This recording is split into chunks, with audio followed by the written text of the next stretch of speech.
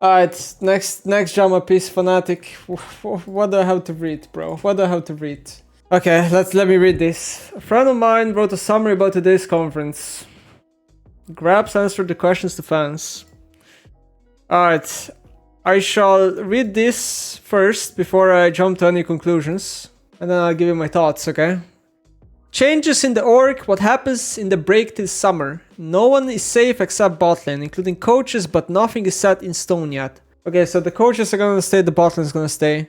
Okay, very high hopes that for the performance coach, as there is behavior problems that need fixing. No bootcamp planned because we have no clue if the team will stay as it is. It will be helpful the players are separated now. It wasn't a nice place to be together at the end of spring. So, okay, bad atmosphere or something. There will be weekly talks to the players soon. TM. Bro, I swear Fnatic always did these talks so late. It's unbelievable. Roughly 1 month off and then 1 month prep for summer. There's potential ideas to work with ERL teams, but nothing is set in stone.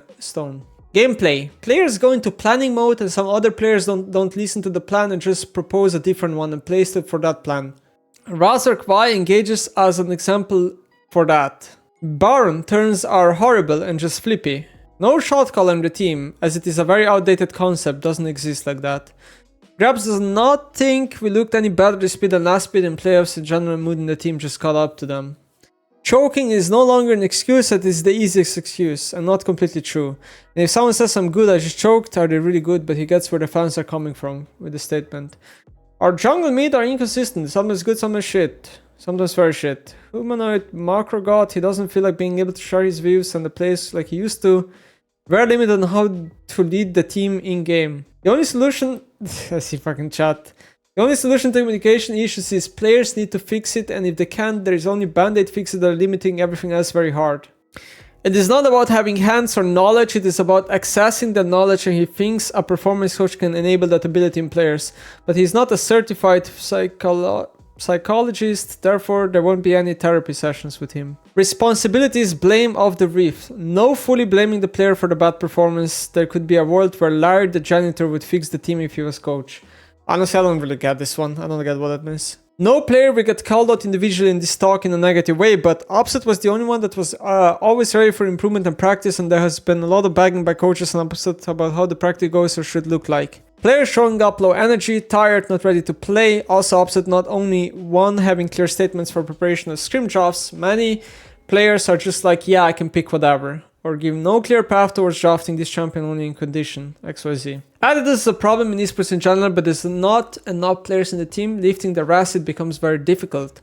Some sort of drama happened. There is a player that should come out themselves. He doesn't want to make it public in this talk. No, the word drama here has never been defined in the talk. Doesn't make this bigger than it is without further information. I'm really confused if he was actually saying these things, honestly, if this is just poorly translated, because like to me, I have a feeling this is very poorly translated. I don't want to like take everything literally here. I don't kind of believe anything that's I'm reading so far. Grabbz has some answers to the deep-rooted problems. That's the way it was phrased in the question in the org, but is very careful about how to voice it. Doesn't want to get fired. Karn very good though. He feels the org is bloated in parts where it doesn't need to be. There's resources where they aren't needed and changes that take way too long to happen.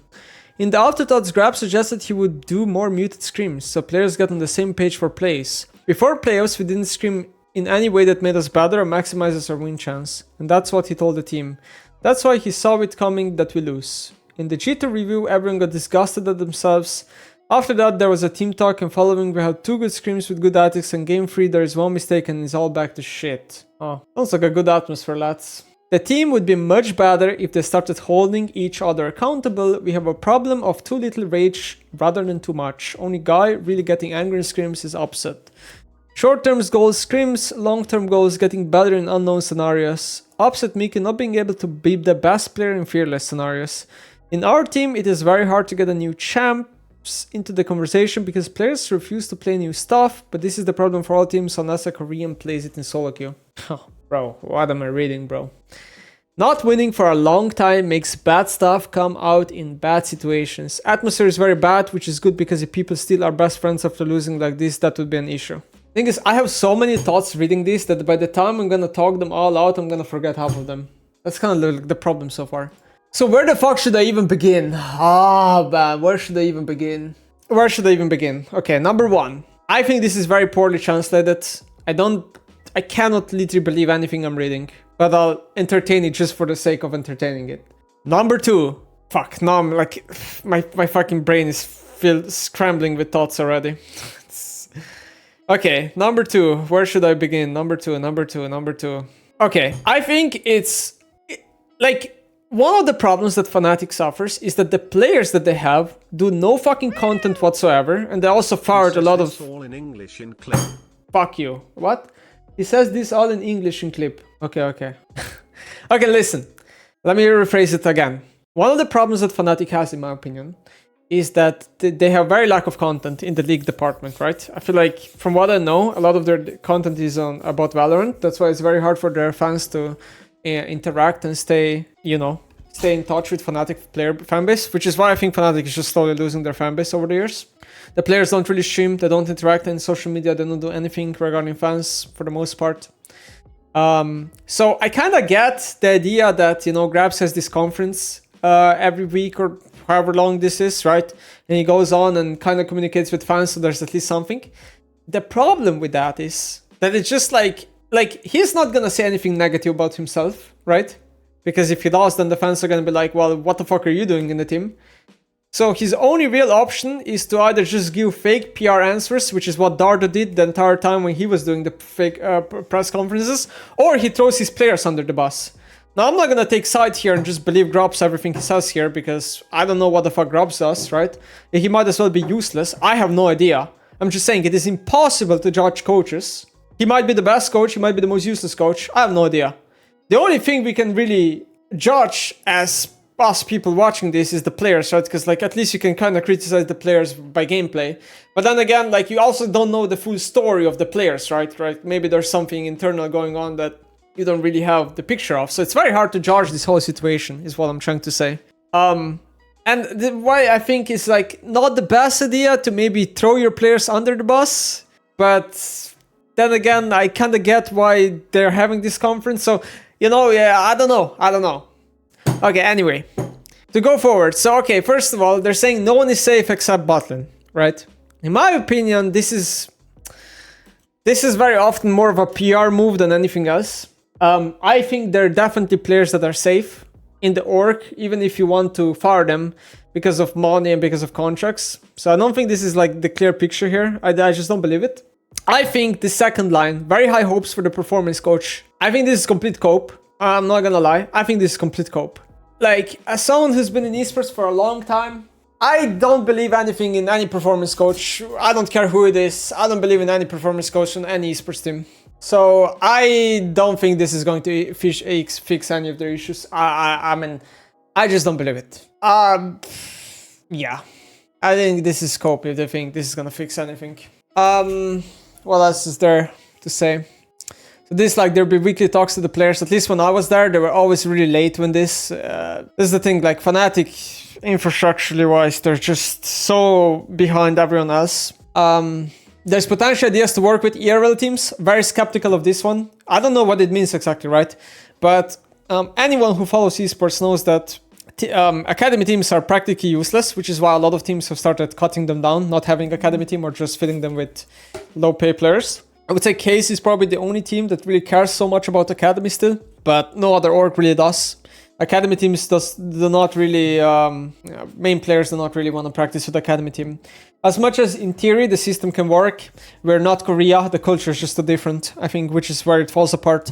We're never gonna have an academy team with, in my opinion, working in Europe or NA. It will never happen. Culture, it will just not work. Gameplay.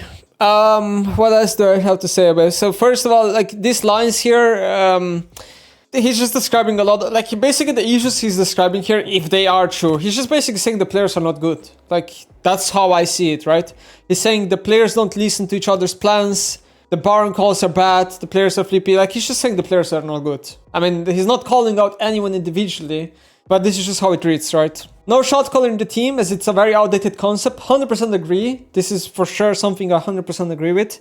There's no such thing as one shot caller in the League of Legends. Extremely outdated concept, for sure.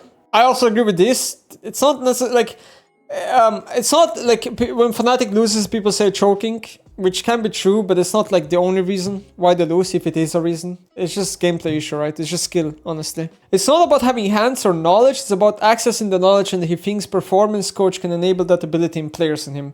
So again, here I'll have to just disagree. I don't think the performance coach is really gonna do anything to this. I just think, like, knowledge is powerless if you have it, but you can't use it, in my opinion, right? So it's like, do you have knowledge if you can't access it? Then in my opinion, you probably just don't have knowledge, is how I kind of see it. So yeah, whatever.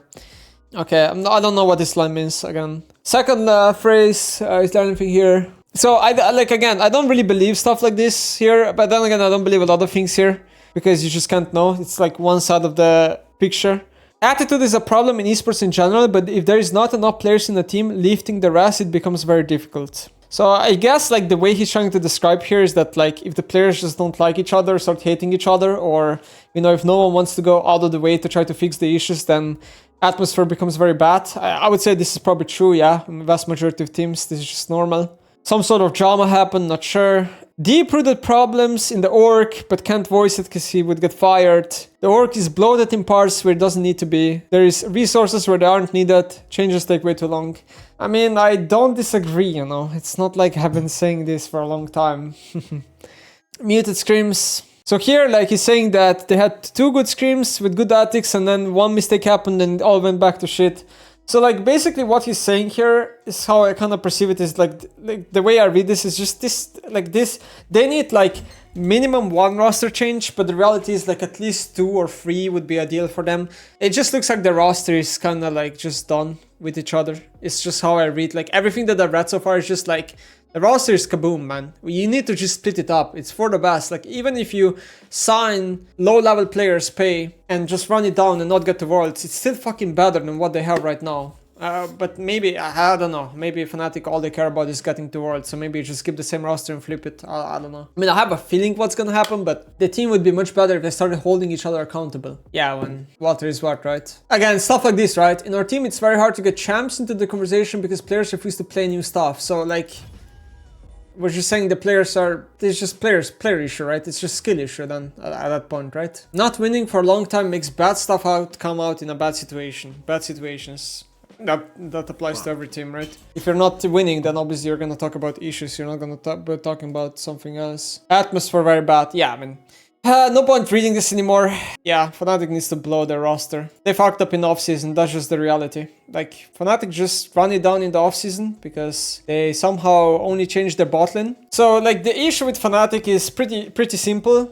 Like, in 2024, I think it was, when they had Noah in June, basically all the fans and all the public community literally only blamed, especially Noah, right? Everything went wrong in Fnatic. They were blaming Noah all the time when that was not even the main issue of the team, in my opinion. So they just kind of scapegoated Noah, and then Noah bye-bye, and now they replaced botlane thinking something's gonna be different when it won't be. So they kind of lost in offseason because somehow whoever is making the roster, which we know who did, made very bad decisions. I mean, I have a feeling what they're gonna do. And my feeling is they're going to replace at least 1 player. And it's probably gonna be top lane, if I'm being completely honest. Why top lane? Because it's just the easiest one to scapegoat. But again, I don't know anything. I'm just speculating. But that's like kind of how I see it from the public out, you know. It could be more. I have no idea. But that's what my feeling tells me. If you were the owner, who would you fire? I'm not gonna answer that, bro. That's just a clip into Insta drama, CBA. I tried to be as little drama hungry as possible here reading this Fnatic thing, you know. I tried to give my honest thoughts here, what I think is going to happen, but Fnatic is a shell of itself. Yeah, I agree. I mean, oh man, I'm so tired of talking the same thing, but I already said this so many times, right? When you have constantly the best players, then the best players will also want to join your organization. So Fnatic as an organization didn't have to do anything. They were getting carried by the players all these years. It's the same thing happened to TSM, man. TSM success came from the fact that they had they caught the early success and they kept rolling with the success because of the players being there, because it attracted the good players joining the team. But once the good players slowly left or the org's reputation slowly went to shit, then the whole org collapsed. And I think the same's happening to Fnatic. That's the reality. They never were competent. They never had like anyone in their org that was like competent at scouting or making these good decisions. They were getting carried by the players all these years. Like obviously when you go to fucking Worlds final, then the good players are gonna want to join, right? All this time, but yeah, whatever. I mean, I think it's just... They just don't have identity anymore, because the identity of Fnatic used to be that they're always playing to win and they're attracting the best players and they're one of the best orgs and they make a large fan base, but this identity is no longer there. And the people on the top of Fnatic did not care, because we had so many players who left Fnatic who tried to tell them exactly what the issues are, and these people didn't listen. They didn't want to change anything. So now it's just all now it's just a snowball effect, you understand? You ruined them. My bad. My bad. I ruined Fnatic, guys. You can blame me. My bad, team.